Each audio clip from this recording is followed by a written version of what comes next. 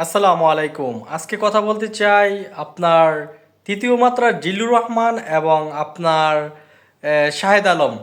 তো এই দুই সাংবাদিক তারা যে নেরেটিভ তৈরি করতেছে আপনারা জানেন, তারা বলতেছে ইসলাম মানে উগ্রতা, ইসলাম নিয়ে তাদের যে চিন্তা ভাবনা, মানে তারা ইসলামকে দুইভাবে চিন্তা করে, একটা হইলো উগ্র ইসলাম আর একটা হইলো শান্তিপূর্ণ ইসলাম। আচ্ছা, শান্তিপূর্ণ ইসলাম কোনটা আর উগ্র ইসলাম কোনটা? যেমন মাওলানা মামুনুল হক ওনার বক্তব্যের মধ্যে বড় বড় কথা বলে, এটা করবে ওইটা করবে, তারা এটাকে উগ্র প্রকাশ করতেছে এবং বিভিন্ন মাজার এবং আপনার ভাঙ্গা হচ্ছে সেটা তারা অ্যাকসেপ্ট করতেছে না। এই যে তৃতীয় মাত্রার সাংবাদিক জিল্লুর রহমান তার নেরেটিভ এবং তার বয়ান সৃষ্টি করতেছে এবং তার চিন্তা ভাবনা হচ্ছে যে বাংলাদেশে ইসলামিক দলগুলো তারা যেন অগ্রগতি এবং জামাত শিবির বলেন, হেফাজত এবং আপনার চরমনায় তারা যেন আগামী রাষ্ট্র ব্যবস্থা ভূমিকা পালন না করতে পারে, তাদের চুলকানি মানে তাদের নেরেটিভ। এই যে শাহিদ আলম, তারও একই রূপ, যে ইসলামকে নিয়ে কটাক্ষ করা এবং শাহবাগী নেরেটিভ বয়ান সৃষ্টি করা। তো বাংলাদেশের আলেম সমাজকে চিন্তা করতে হবে। দেখুন, এই বাংলাদেশ এখনও আপনার যে চিন্তা ভাবনা করতেছেন একটি 90% মুসলমানের দেশ বাংলাদেশ, আমরা ইসলামিক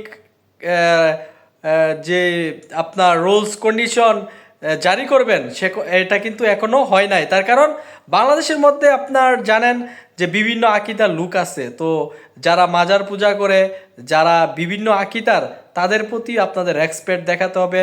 মাওলানা মামুনুল হক, আপনাদেরকে বুঝতে হবে বাস্তবতাটা এখনও কিন্তু আপনার এই যে পশ্চিমা এবং আপনার ভারতের নেরেটিভ এখনও চলমান আছে। অতএব আপনারা আকিদাগত যে দ্বন্দ্ব, আপনাদের যে গ্রুপিং, সেই গ্রুপিংটি আপনাদেরকে দূর করতে হবে এবং এই দালাল শাহবাগী সাংবাদিক চেতনা চিন্তা, এই জিল্লুর রহমান তার কোনো আপনার সমস্যা হয় নাই। আপনারা জানেন তত্ত্বাবধায়ক আমলের এই জিল্লু, তার কোনো সমস্যা হয় নাই এবং আপনার আওয়ামী লীগ আমলে তার সমস্যা হয় নাই এবং এখনও তার কোনো সমস্যা হয় নাই। সে তার সব কিছু বয়ান এবং সিস্টেম করে নিচ্ছে, মানে যে যখন আসে তার অনুযায়ী সে কথা বলে।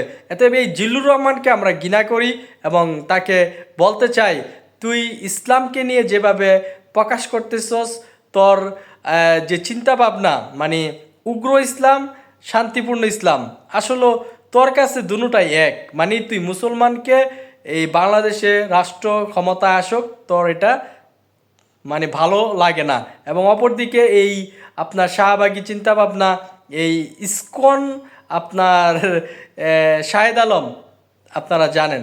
তো এই তাদের বিষয় আমাদেরকে সতর্ক থাকতে হবে এবং বাংলাদেশের যারা ইসলামিক দল তাদেরকেও সতর্ক থাকতে হবে যে আমরা এরকম কোনো কাজ করব না যেগুলো এই আপনার তৃতীয় মাত্রার জিল্লুর রহমান এবং ওই শাহেদ আলমের মতন আরও চাটকার দালাল সাংবাদিক এবং ডেলি স্টার, প্রথম আলো, তাদের দৃষ্টিভঙ্গি কি নেরেটিভ তৈরি হবে এটাও চিন্তা করতে হবে। এতএব বাংলাদেশ এখনও চক্রান্তর মুখে আছে, বাংলাদেশের আলেম সমাজ, এতএব তারা যদি সতর্ক হয় তাহলে তাদের জন্য কল্যাণকর। এতএব আমরা চাই একটি সুন্দর জবাবদিহিতার বাংলাদেশ। সবাই ভালো থাকবেন, সুস্থ থাকবেন আর অবশ্যই লাইক, কমেন্ট, শেয়ার করবেন।